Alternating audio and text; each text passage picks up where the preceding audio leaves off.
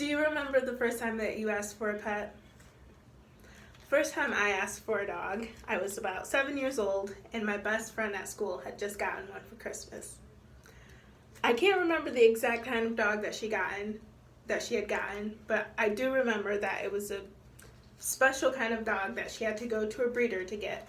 And I asked my dad for the exact same kind of dog, and he had told me no at the time, because then I was living in a small apartment with my mom, my dad, and my 4 other siblings. At the time, I didn't understand why he told me no, but now I do. Hi, my name is Tequila Davis, and today I'll be talking to you about why you should go out and adopt a pet instead of going to a breeder and paying thousands of dollars to get one instead. I have done extensive research on this topic, reading journals, books, and articles to gain credibility. To be specific on what I'll be covering, I'll be talking about the overabundance of homeless animals in local areas and also all over the world. I'll be talking about what breeding is and what the issues are with breeding and how breeding is leading to the overabundance of homeless animals in local areas. I will also be talking about how we can help solve these issues. Starting with the overabundance of homeless animals in local areas. There are hundreds of strays on the streets in Kalamazoo, and so many that can't go to shelters because shelters are so overburdened. According to the Humane Society of the United States, quote, overburdened shelters take in millions of strays, abused, and lost animals every year, and by adopting an animal, you're making room for others, end quote. By adopting an animal from a shelter, you have to pay an adoption fee. And when you pay that adoption fee, that money goes towards helping take care of the animals and also the facility. And when you don't adopt or help get funds into these shelters either shut down or can't take care of their animals. And when they can't take care of their animals, they have to euthanize them. Or they have to get rid of their animals after a certain amount of time, and they use euthanasia.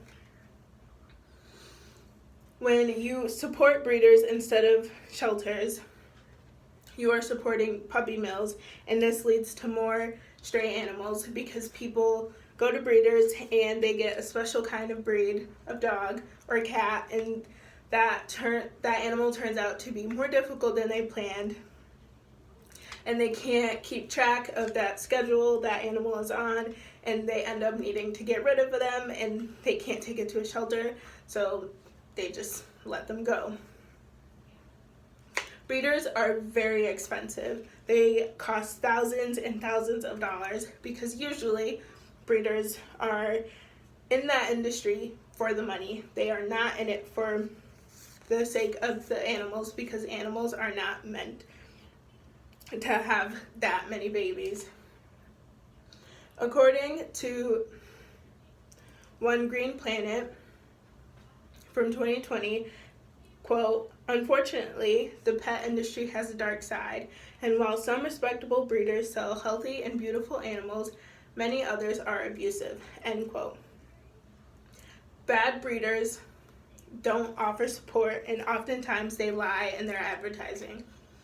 Oftentimes when you see a bad breeder, they'll have advertising in a lot of different places, not in just one place, because they want more people to come and buy from them so they can get more money.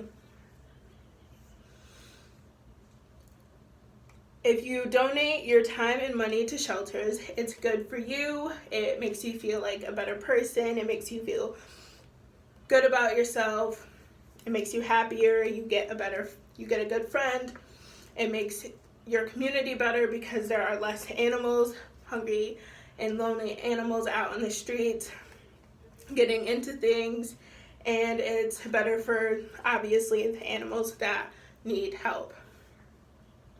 According to Weiss, Miller, Mohans, Gibbons, Vela from 2012, quote, approximately 1 million dogs and 2 million cats are adopted from animal shelters each year, meaning that about 23% of all owned dogs and 25% of owned cats were selected from shelters, end quote.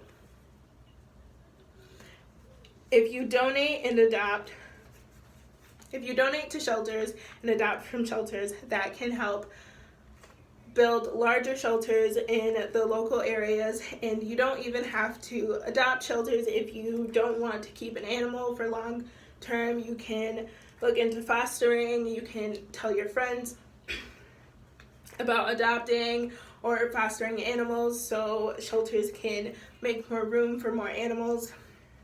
And although those numbers that I just listed seemed high, and I'm sure they're higher now, in 2020, there are still a lot more animals that are in need of a home. In conclusion, I have now told you about why you should adopt your pets instead of buying them from breeders, because there are a large amount of homeless animals in the Kalamazoo area and in Michigan overall. And I've told you about why breeders are oftentimes bad and why you should stop supporting breeders. And I've told you about shelters, what you can do to help shelters nearby, and how you can donate and foster from shelters nearby. And you should save $1 and save a life, and tell a friend about how you can adopt from a shelter today. Thank you.